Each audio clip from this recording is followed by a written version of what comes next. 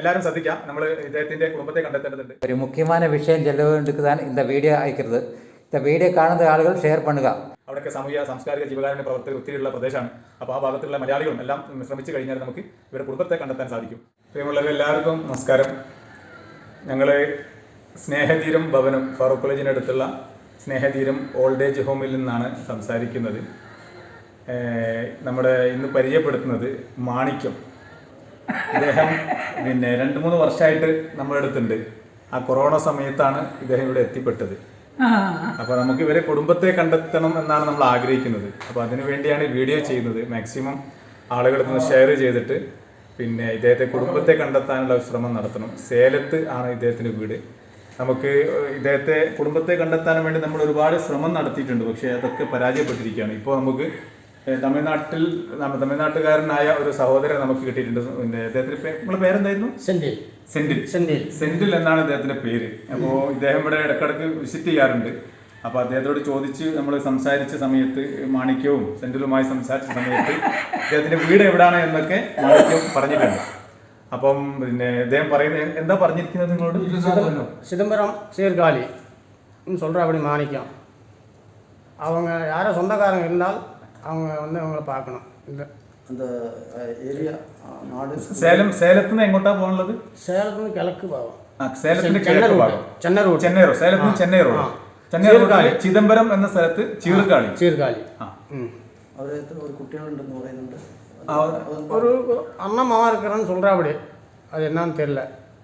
இருந்தால் வரணும். அண்ணன் மோன் தான் இருக்கேன். அவன் பேர் தான் ஆசை. ஆசை. എന്താ പേര്? അണ്ണൻ ആശ എന്നാണ് പേര് പറയുന്നതില്ലേ. ഭാര്യയുടെ പേര് ഇവർക്ക് ഓർമ്മയില്ല. ഭാര്യയുടെ പേര് ഓർമ്മയുണ്ടോ? ഭാര്യയുടെ പേര് മറന്നുപോയതാണ്. അപ്പം എല്ലാവരും ശ്രദ്ധിക്കാം. നമ്മൾ ഇദ്ദേഹത്തിന്റെ കുടുംബത്തെ കണ്ടെത്തേണ്ടതുണ്ട്. 2-3 വർഷമായി ഇവിടെ എത്തിയിട്ട്, എന്നാലും നമുക്ക് അവരെ കുടുംബത്തിലേക്ക് എത്താൻ ഇവർക്ക് വല്ലാത്ത ആഗ്രഹമുണ്ട്.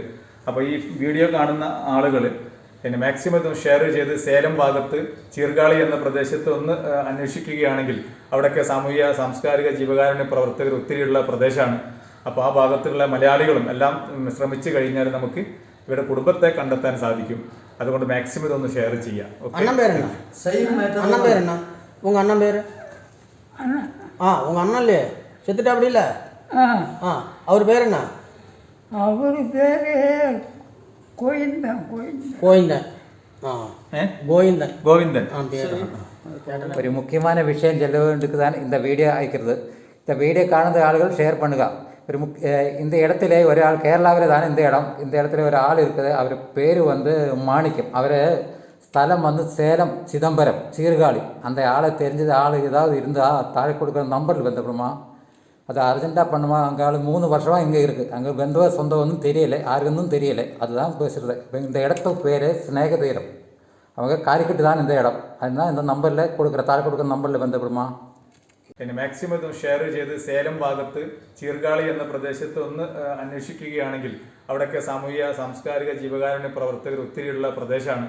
അപ്പോൾ ആ ഭാഗത്തുള്ള മലയാളികളും എല്ലാം ശ്രമിച്ചു കഴിഞ്ഞാൽ നമുക്ക് ഇവരുടെ കുടുംബത്തെ കണ്ടെത്താൻ സാധിക്കും. അതുകൊണ്ട് മാക്സിമം ഇതൊന്ന് ഷെയർ ചെയ്യാം.